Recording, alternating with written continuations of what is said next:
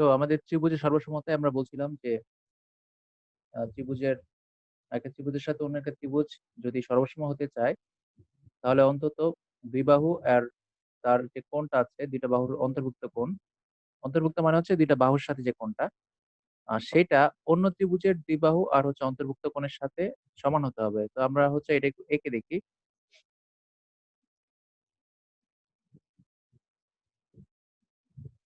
আমরা এখানে একটা ত্রিভুজ নিচ্ছি। এটা ধরেন একটা ত্রিভুজ। আবার আরেকটা ত্রিভুজ আমরা এখানে নিলাম। তো ধরেন এই বাহুটা এই বাহুটার সমান, এই বাহুটা এই বাহুটার সমান। তাহলে আমরা বললাম যে এই ত্রিভুজের সাথে এই ত্রিভুজের একটা বাহু আর এই যে নিচের ভূমির যে বাহুটা, দুইটা বাহু মিল আছে, তাদের যে অন্তর্ভুক্ত কোণ মানে দুইটা বাহুর যে অন্তর্ভুক্ত কোণ, এই যে দুইটা বাহুর অন্তর্ভুক্ত কোণ এটাও সমান। এখন আমরা কিন্তু বলিনি যে এই বাহুটার সমান, এই কোণটা এই কোণটার সমান, এটা বলিনি।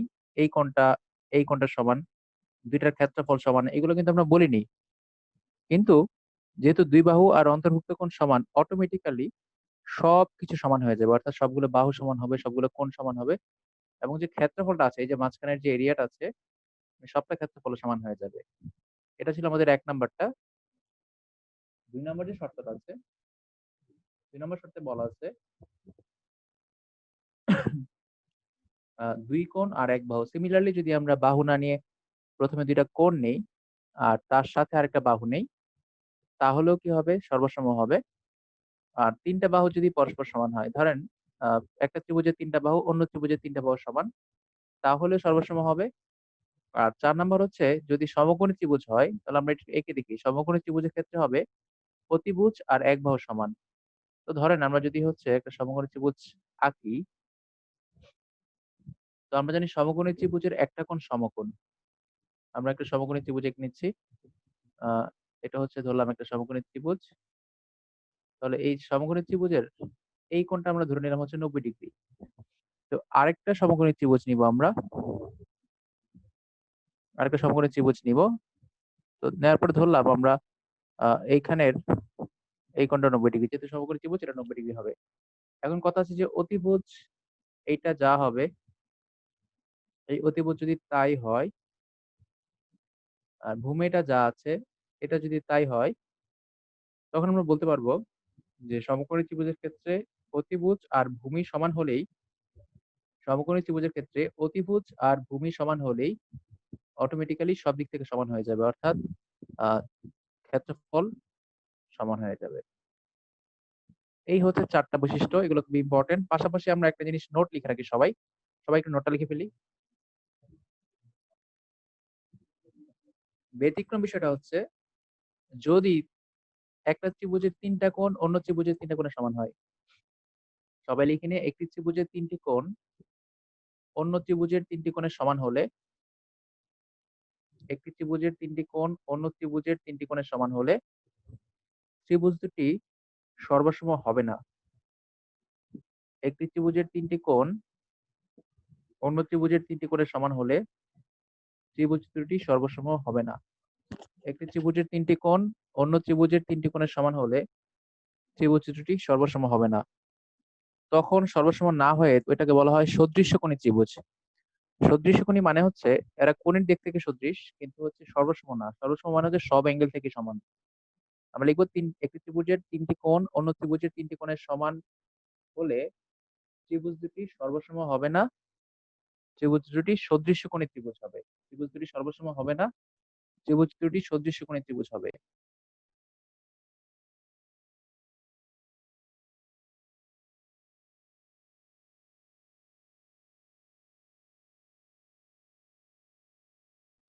তো সবাই লিখে ফেলেছি যে এই ৪ টা বৈশিষ্ট্যের বাদে যদি অন্য কোনো বৈশিষ্ট্য মিলে, তখন এগুলোকে আমরা সর্বসম বলতে পারব না। ঠিক আছে? এখানে বেসিক্যালি বৈশিষ্ট্য হচ্ছে ৩ টা। প্রথম ৩ টা। আর ৪ নাম্বার হচ্ছে জাস্ট প্রথম ৩ টা থেকে বানানো। এটা ১ নাম্বারটা আর ৪ নাম্বারটা একই রকম। দ্বিবাহু আর অন্তর্ভুক্ত কোণ। তো আমরা আগের স্লাইডে দেখেছিলাম হচ্ছে ত্রিভুজ হবার শর্ত। আমরা আগেরটাই দেখেছিলাম একটু আগে যে ত্রিভুজ অঙ্কনের শর্তগুলো এখানে ৪ টা ছিল। আর এখন আমরা দেখলাম হচ্ছে ত্রিভুজের সর্বসমতা। আর এখন আমরা জাস্ট ২ টা বিষয়, ২ টা কনসেপ্ট আমাদের ক্লিয়ার করে নিব। সেটা হচ্ছে উচ্চতাটা, হ্যাঁ? আমাদের অনেকেরই উচ্চতা নিয়ে একটু সমস্যা হয়। উচ্চতার সাথে মধ্যকের একটা সমস্যা হয়। তো আমি একটু এই কনফিউশনটা ক্লিয়ার করার চেষ্টা করে দিব। তো উচ্চতা মানে হচ্ছে আমরা জানি ত্রিভুজের ভূমি থাকে আর উচ্চতা থাকে। উচ্চতা মানে হচ্ছে যেটা লম্ব। ঠিক আছে? লম্ব অর্থাৎ যে বাহুটা লম্ব গঠন করবে। তো আমরা এখানে লিখেছি যে শীর্ষবিন্দু থেকে, শীর্ষবিন্দুকে আমরা জানি ত্রিভুজের ৩ টা শীর্ষবিন্দু থাকে। তো যেকোনো একটা শীর্ষবিন্দু থেকে যদি আমরা ভূমির উপর লম্ব টানি, তাহলে যে লম্বটা হবে সেটা হবে ত্রিভুজের উচ্চতা। তো আমরা এখানে ছবিতে দেখছি সবাই। এখানে এইটা হচ্ছে শীর্ষবিন্দু। এই যে এখানে এটা হচ্ছে শীর্ষবিন্দু। আর এই যে নিচের যে বাহুটা এটা হচ্ছে ভূমি। এই বাহুটা হচ্ছে ভূমি। আমরা শীর্ষবিন্দু থেকে এখানে ভূমির উপর একটা ৯০ ডিগ্রি অ্যাঙ্গেলে একটা বাহু নিলাম। যেটাকে আমরা বলছি উচ্চতা। তাহলে আমরা যদি শীর্ষবিন্দু থেকে বিপরীত বাহুর উপর লম্ব টানি, তাহলে কিন্তু সেটা উচ্চতা হবে। লম্ব না হয়ে আমি যদি এই বরাবর একটা বাহু টানতাম, তাহলে কিন্তু সেটা উচ্চতা হতো না। এখন কথা হচ্ছে আমরা যদি অন্যরকম কিছু একটা নেই, ধরেন আমরা যদি চিত্রটা এভাবে না নিয়ে এভাবে নেই, আ এভাবে নেই। এখানে দেখেন এটা হচ্ছে শীর্ষবিন্দু আর এটা কিন্তু লম্ব হয়নি দেখেন। এই যে বাহুটা ভূমির সাথে কিন্তু লম্ব তৈরি করেনি। এখানে কোণটা কিন্তু ৯০ ডিগ্রি না। তাহলে ৯০ ডিগ্রি না হলে তখন কিন্তু সেটার উচ্চতা হবে না। এখন কথা হচ্ছে সেটা কি হবে? সেটা হবে যদি আমরা শীর্ষবিন্দু থেকে ভূমির উপর আ লম্ব না টেনে যদি ভূমির মধ্যবিন্দুর উপর একটা রেখা টানি, তখন সেটাকে মধ্যমা বলব। সবাই একটু লিখে নেই সবাই। মধ্যমা। যদি আমরা ত্রিভুজের শীর্ষবিন্দু থেকে ভূমির হচ্ছে মধ্যবিন্দুর সংযোগ রেখা টানি, ভূমির মধ্যবিন্দুর সংযোগ রেখা টানি, তখন সেটাকে আমরা বলব হচ্ছে মধ্যমা। ত্রিভুজের শীর্ষবিন্দু থেকে ভূমির মধ্যবিন্দুর সংযোগ রেখাকে আমরা বলি মধ্যমা বা মিডিয়ান। এটা খুবই গুরুত্বপূর্ণ। শুধু গুরুত্বপূর্ণ না, অনেক গুরুত্বপূর্ণ। এটা আমাদের সামনে কাজে লাগবে।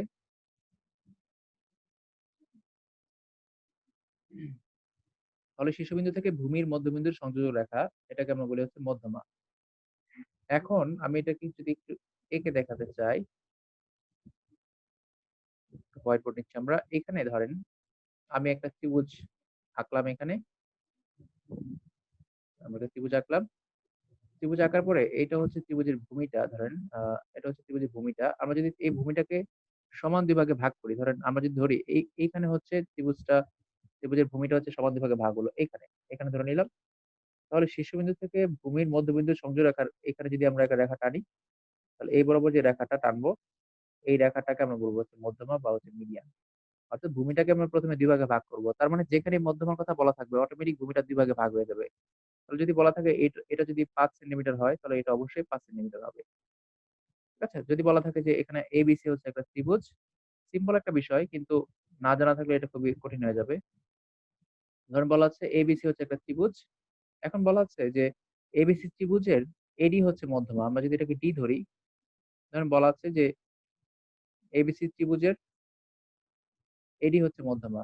এটা হচ্ছে A, এটা হচ্ছে D। তাহলে এই বলা হচ্ছে ABC ত্রিভুজের AD হচ্ছে মধ্যমা। শুধু এটুকু বলা আছে। তো আমরা যদি মধ্যমার কথা শুনি তাহলে আমাদের মাথায় ১ম এ আসতে হবে যে ভূমিটা ২ ভাগে ভাগ হয়ে গেছে। তখন যদি আপনাকে বলা থাকে যে BC র মান যদি বা হচ্ছে যদি বলা থাকে BD র মান যদি ৪ হয়, তাহলে CD র মান কত? অথবা বলা থাকলে BD র মান যদি ৪ হয়, BC র মান কত? তাহলে BD যদি ৪ হয় মানে এইটুক যদি ৪ হয়, তাহলে এইটুকও ৪ হবে। তাহলে BD ৪ হলে BC হবে ৪, তাহলে সবটা হয়ে যাবে ৮ সেন্টিমিটার। এরকম খুঁটিনাটি প্রশ্ন করতে পারে। অর্থাৎ বেসিক লেভেল থেকে প্রশ্ন। মানে আমরা যদি এই বেসিকটা না জানি তাহলে আমরা অ্যান্সার করতে পারব না। এরকম প্রশ্ন আসতে পারে পরীক্ষায়। তো এই ছিল হচ্ছে মধ্যমা আর উচ্চতার একটা পার্থক্য। তো আমরা এখন এই মধ্যমা আর উচ্চতার পার্থক্যটা আরেকটা ফিগারে দেখব যেখানে আমাদের কনসেপ্টটা আরেকটু ক্লিয়ার হবে। তো এটা ছিল মধ্যমা। আমরা এখন পরের স্লাইডে একটু দেখি। আ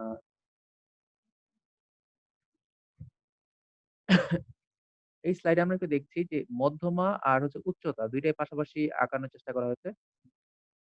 তো আ এইখানে দেখেন এটা হচ্ছে শীর্ষবিন্দু, ২ টাই শীর্ষবিন্দু থেকে এসেছে। এই যে লাল যে দাগটা আমরা দেখতে পাচ্ছি। তো এই লাল দাগটা এখানে এসে এখানে একটা ৯০ ডিগ্রি কোণ তৈরি করেছে এখানে। ৯০ ডিগ্রি কোণ থাকার কারণে এটাকে আমরা বলছি উচ্চতা। আর এই যে আ নীল কালারের যে রেখাটা এসেছে, আ এইটা এই ভূমি যেটা ছিল, ভূমিটাকে সমান ২ ভাগে ভাগ করার পরে ভূমির মধ্যবিন্দুতে এসেছে। তাহলে ভূমির মধ্যবিন্দু হওয়ার কারণে এটাকে আমরা বলব হচ্ছে মধ্যমা। এখন মধ্যমাটা অনেক ইম্পর্টেন্ট, আমি একটু আগে বলেছি। এর কারণ হচ্ছে মধ্যমার যে কয়েকটা বৈশিষ্ট্য আছে সেই বৈশিষ্ট্যগুলো খুবই চমৎকার বৈশিষ্ট্য। এগুলো দিয়ে আমরা হচ্ছে অনেক ধরনের সমস্যা সলভ করতে পারি। তাই আমরা মধ্যমার বৈশিষ্ট্যগুলো সবাই একটু নোট করে নেব খাতায়। তো মধ্যমার যে বৈশিষ্ট্য আছে তার মধ্যে এই ৩ টা হচ্ছে প্রধান বৈশিষ্ট্য। তার মধ্যে আ একটা হচ্ছে আমরা বলতে পারি যে ত্রিভুজের ৩ টা মধ্যমা থাকতে পারে।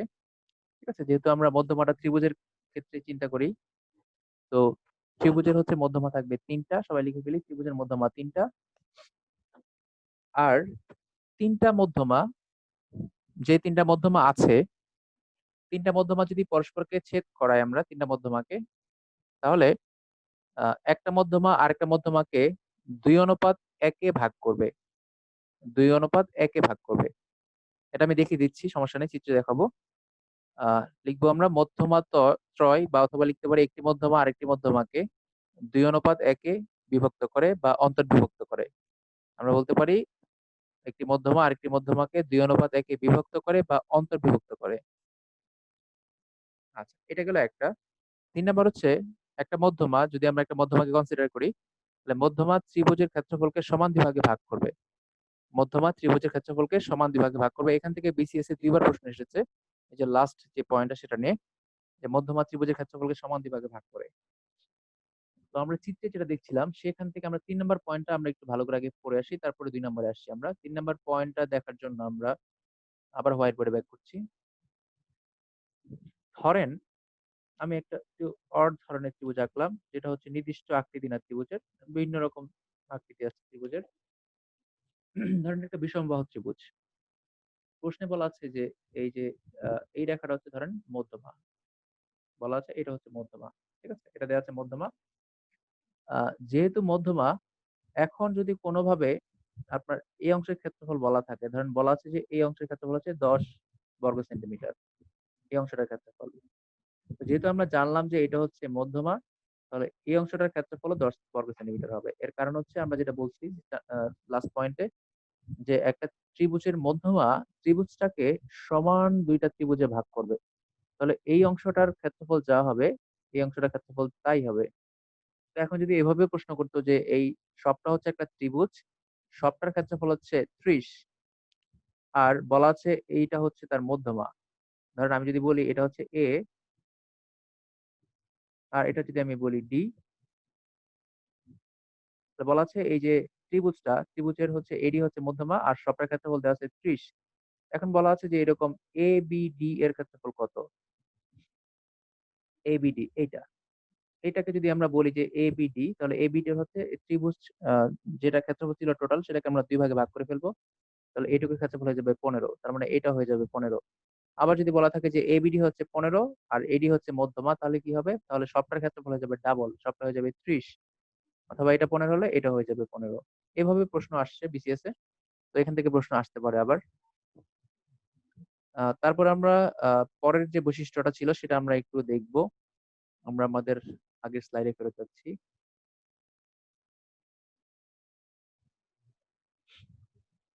এখানে ২ নাম্বারটা মধ্যমাত্রায় পরস্পরকে ২:১ এ বিভক্ত করে। তো আমরা যদি ২ টা মধ্যমার কথা চিন্তা করি, আমরা এই যে আগের যে মধ্যমাটা ছিল এখানে আমরা এই পাশে একটা মধ্যমার বাম পাশ এবং ডান পাশ বলেছিলাম যে ২ পাশে সমান ক্ষেত্রফল।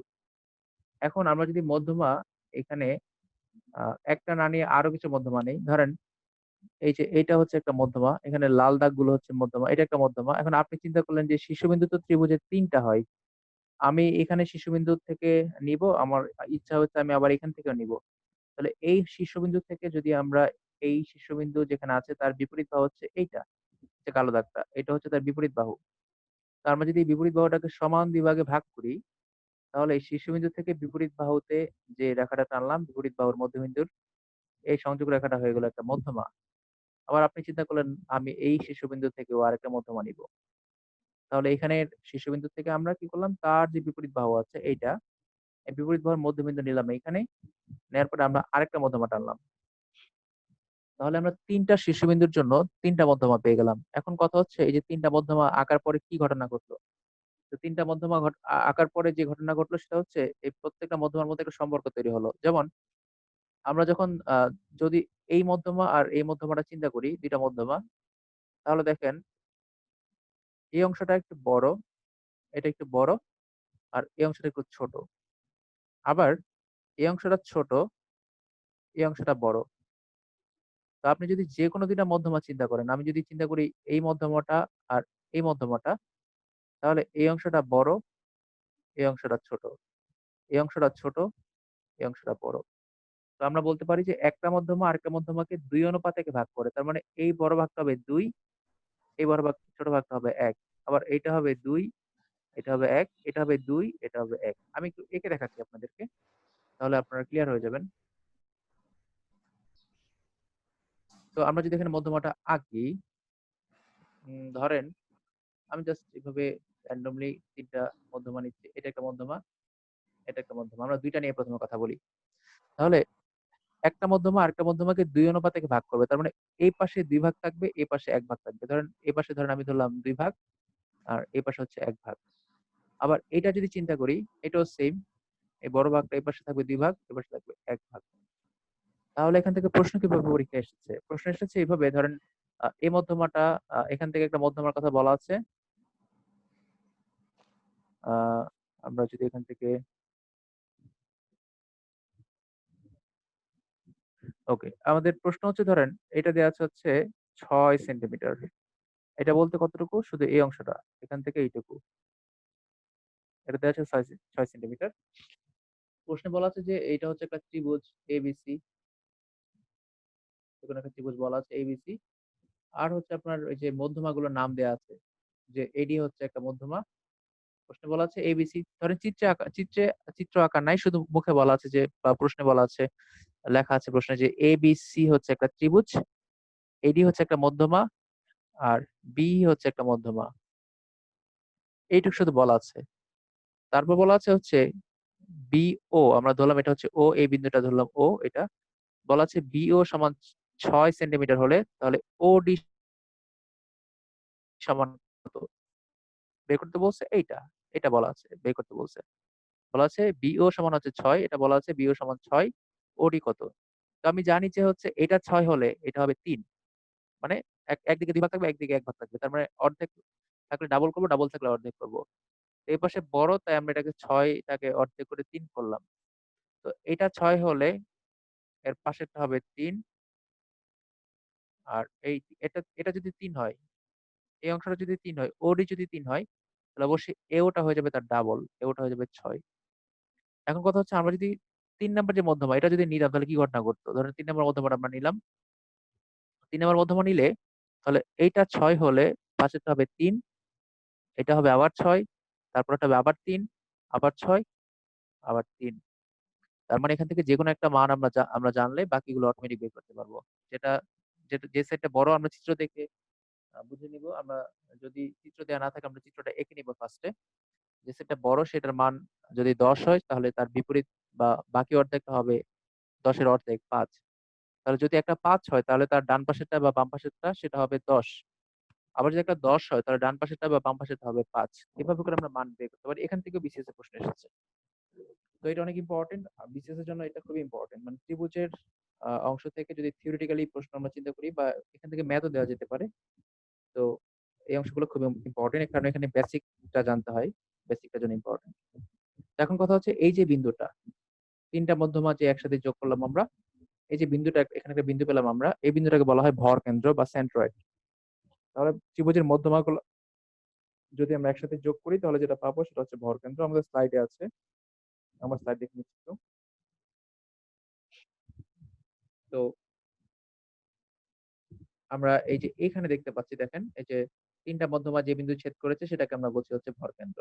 সবাই একটু এই যে লিখে ফেলি খাতায়, যে ত্রিভুজের মধ্যমা ৩টি যে বিন্দুতে ছেদ করে তাকে ভরকেন্দ্র বলে। ত্রিভুজের মধ্যমা ৩টি যে বিন্দুতে ছেদ করে তাকে ভরকেন্দ্র বলে। ত্রিভুজের মধ্যমা ৩টি যে বিন্দুতে ছেদ করে তাকে ভরকেন্দ্র।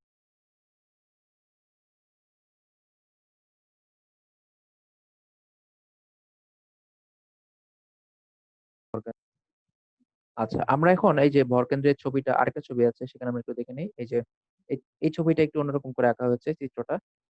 তো এইখানে দেখেন মোট কথা হচ্ছে চিত্র যেরকমই হোক না কেন আমরা শীর্ষবিন্দু থেকে বিপরীত বাহুর মধ্যবিন্দুতে রেখা টানবো, সেটা হবে মধ্যমা। আবার এই শীর্ষবিন্দু থেকে বিপরীত বাহুর মধ্যবিন্দু, এটা হবে আরেকটা মধ্যমা। আবার এই শীর্ষবিন্দু থেকে বিপরীত বাহুর মধ্যবিন্দু আরেকটা মধ্যমা। তিনটা মধ্যমা যেখানে যোগ করবে সেটাকে আমরা বলবো সেন্ট্রয়েড বা হচ্ছে ভরকেন্দ্র। সবাই আমরা আশা করি ভরকেন্দ্রটা ক্লিয়ার হয়ে গেছি। তো এটা ক্লিয়ার না হলে সমস্যা হবে, কারণ সামনে আমাদের আরো টার্ম আসতেছে। তো না হলে ওইটার সাথে কনফিউশন হতে পারে।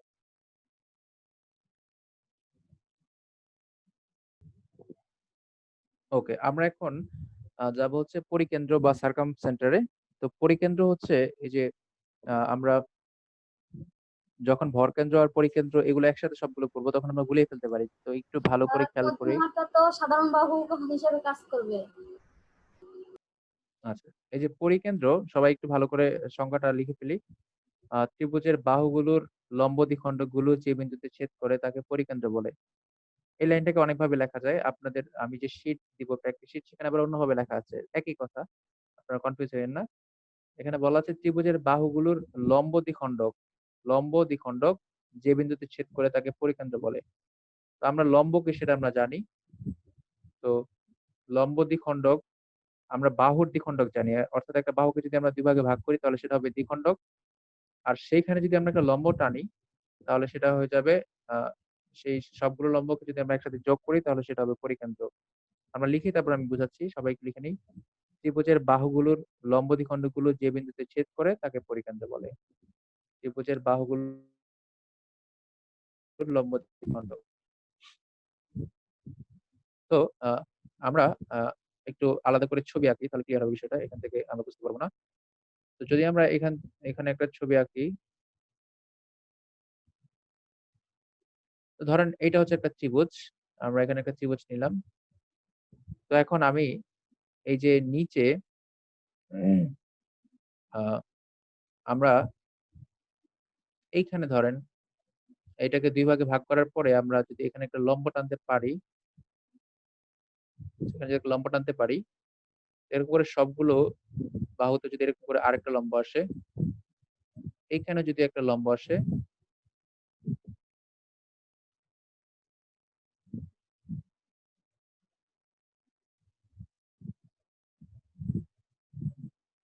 তাহলে এই সবগুলো লম্ব আমাদের সংজ্ঞাটা ছিল হচ্ছে ত্রিভুজের বাহুগুলোর লম্ব দ্বিখণ্ডক গুলো। অর্থাৎ আমরা যদি ত্রিভুজের বাহুগুলোকে প্রথমে চিন্তা করি, বাহুগুলোকে চিন্তা করার পরে বাহুগুলোকে যদি আমরা ভাগ করি, প্রথমে ভাগ করার পরে সেখানে যদি আমরা লম্ব টানতে পারি, তাহলে এই সবগুলো আহ, রেখা যে বিন্দুতে মিলবে সেই বিন্দুটা হয়ে যাবে হচ্ছে আপনার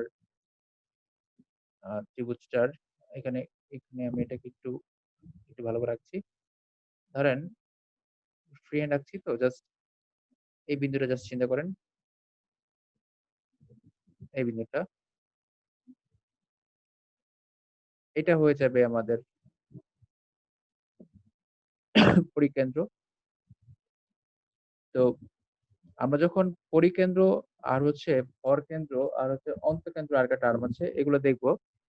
তো যখন আমরা ভরকেন্দ্র নিব, ভরকেন্দ্রের সময় আমরা প্রথমে যেটা মাথায় রাখবো সেটা হচ্ছে মধ্যমা আছে কিনা সেখানে। ভরকেন্দ্রটা সবচেয়ে গুরুত্বপূর্ণ, এটা পরীক্ষা বেশি আসে। তো ভরকেন্দ্রটা সবার আগে মাথায় রাখবো। তার সাথে যেটা করবো, আমরা প্রথমে দেখবো হচ্ছে ভরকেন্দ্র ভরকেন্দ্রের কথা আসলে আমরা প্রথমে দেখবো মধ্যমা আছে কিনা। আর যদি হচ্ছে আপনার পরিকেন্দ্র আসে, পরিকেন্দ্র আসলে আমরা দেখবো হচ্ছে এখানে লম্ব দ্বিখণ্ডক আছে কিনা। আর যদি অন্তকেন্দ্র হয় তাহলে আমরা দেখবো হচ্ছে কোণ আছে কিনা। তো এই যে লম্ব কেন্দ্র, পরিকেন্দ্র আর হচ্ছে ভরকেন্দ্র, সেখানে হচ্ছে বাহুর বিষয়টা থাকবে। আর অন্তকেন্দ্রে আসবে হচ্ছে কোণের কথা। অর্থাৎ এখানে আমরা ভাগ করবো হচ্ছে কোণ দিয়ে। তো আপনারা সবাই অন্তকেন্দ্র একটু লিখে নেন, তারপর আমরা হচ্ছে সবগুলো একসাথে আঁকার চেষ্টা করছি। সবাই একটু অন্তকেন্দ্র লিখেন। অন্তকেন্দ্র হচ্ছে কোন ত্রিভুজের তিন কোণের সমদ্বিখণ্ডক গুলো যে বিন্দুতে ছেদ করে। অন্তকেন্দ্র হচ্ছে কোন ত্রিভুজের তিন কোণের সমদ্বিখণ্ডক গুলো যে বিন্দুতে ছেদ করে।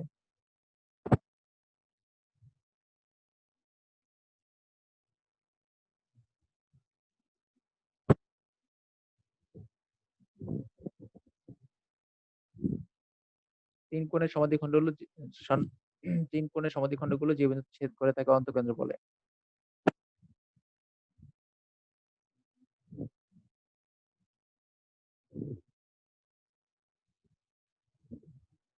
আচ্ছা, সবাই লিখেছি 3 কোণের। তো আগের যে চিত্রটা আমরা আঁকছিলাম, সেই চিত্রটা এভাবে নাও হতে পারে। ধরেন আমরা যদি এই চিত্রটার দিকে তাকাই, হ্যাঁ? তো এটার এমন কোনো ইয়ে নাই যে এটা শীর্ষবিন্দুর দিকে যাবে। এটা কিন্তু এরকম কোনো কন্ডিশন নাই। শীর্ষবিন্দুতে যাবে এমন কোনো গ্যারান্টি নাই।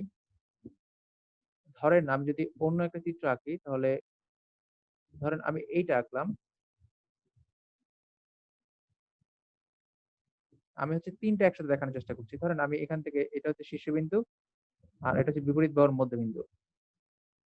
তাহলে আমরা রেখা টানলাম। আবার এটা হচ্ছে মধ্যবিন্দু। এভাবে করে আমরা পেয়েছিলাম হচ্ছে ভরকেন্দ্র। যদি আমরা এটাকে যোগ করে দেই, তাহলে এই সবগুলো নিয়ে ধরেন আ যে বিন্দুটা পাওয়া যাবে এটা হচ্ছে ভরকেন্দ্র। ঠিক আছে? ভরকেন্দ্রের সময় অবশ্যই এই যে এই মধ্যমাটা শীর্ষবিন্দু থেকে আসবে এটা মাথায় রাখতে হবে।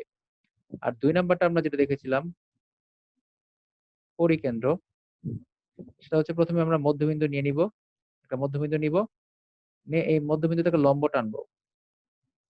মধ্যবিন্দু আর হচ্ছে লম্ব। এখন এই লম্বটা শীর্ষবিন্দুতে যেতেও পারে, নাও যেতে পারে। এটা আমরা সিওর করে বলতে পারব না। আবার ধরেন এইখানে এটা হচ্ছে এটাকে আমরা মধ্যবিন্দু টানলাম। এখানে একটা লম্ব টানলাম। আবার এখানে একটা আ মধ্যবিন্দু করলাম, করে এটাকে লম্ব টানলাম। টানার পর এখন এইটা শীর্ষবিন্দুতে যেতেও পারে, নাও যেতে পারে। এখানে আমরা দেখতে পাচ্ছি এটা শীর্ষবিন্দু যাবে না। তো শীর্ষবিন্দু যাওয়াটা এখানে ফ্যাক্ট না। ফ্যাক্ট হচ্ছে মধ্যবিন্দু কিনা আর লম্ব কিনা এটা হচ্ছে ফ্যাক্ট। করার পরে এই সবগুলো যেখানে ছেদ করবে সেটা হচ্ছে আমাদের পরিকেন্দ্র। সবাই একটু ভালো করে এটা মাথায় রাখি। এই শীর্ষবিন্দু যেতে হবে এমন কোনো বিষয় না। বিষয় হচ্ছে যে মধ্যবিন্দু আর হচ্ছে লম্ব আছে কিনা সেটা দেখতে হবে। আর ৩ নাম্বার অন্তকেন্দ্র যেটা ছিল, অন্তকেন্দ্র হচ্ছে কোণ থাকবে। অর্থাৎ আমি হচ্ছে এখানে কোণ যেটা আছে সেটাকে ২ ভাগে ভাগ করব। কোণটাকে ২ ভাগে ভাগ করব। আবার এইখানে যে কোণটা আছে এটাকে ২ ভাগে ভাগ করব। কোণের সমাদ্বিখণ্ডক নিচ্ছি আমরা। আবার এখানে যে কোণটা আছে এটাকে আমরা ২ ভাগে ভাগ করার পরে আমরা ধরে নিলাম যে এই পাশে বা এদিক দিয়ে আসতেছে। তাহলে এখানের সবগুলো যেখানে মিলবে, সবগুলো যেখানে মিলবে সেটা হচ্ছে অন্তকেন্দ্র। তো একটা ত্রিভুজের এই যে অন্তকেন্দ্র, পরিকেন্দ্র, ভরকেন্দ্র এগুলো এক বিন্দুতে হবে না। যদি সমবাহু ত্রিভুজ হয় তাহলে এগুলো একসাথে হতে পারে। কিন্তু অন্য কোনো ত্রিভুজের ক্ষেত্রে সমবাহু ত্রিভুজ ছাড়া অন্য কোনো ত্রিভুজের ক্ষেত্রে অন্তকেন্দ্র, পরিকেন্দ্র এগুলো একসাথে হবে না। তো আমরা এতক্ষণ যে জিনিসগুলো পড়লাম যে ৩ টা টার্ম তার মধ্যে হচ্ছে ভরকেন্দ্রটা খুবই গুরুত্বপূর্ণ। এটা আমরা ভালো করে মাথায় রাখবো। আর বাকিগুলো ভরকেন্দ্র থেকে ম্যাথ আসতে পারে। বাকিগুলো থেকে ম্যাথ আসবে না। কিন্তু এমনি বেসিক প্রশ্ন আসতে পারে। আপনাদের প্র্যাকটিস শিটে আমি এরকম প্রশ্ন দিয়ে দিব। তো এই ছিল অন্তকেন্দ্র, পরিকেন্দ্র আর হচ্ছে ভরকেন্দ্র। আপনাদের যদি এইটুকুর মধ্যে কোনো প্রশ্ন থাকে আপনারা প্রশ্ন করতে পারেন।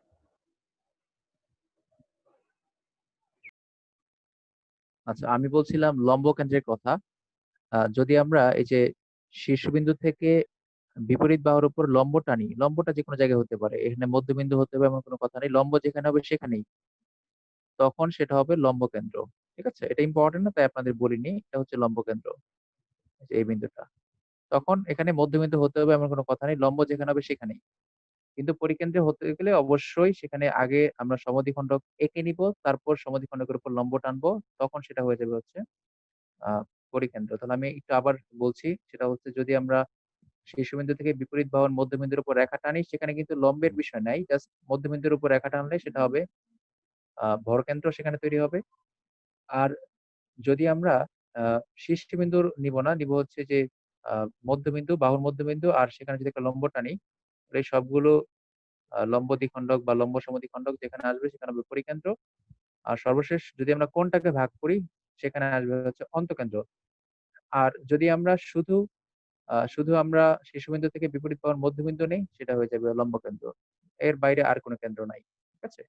আশা করি এইটুকু সবাই ক্লিয়ার হয়ে গেছেন।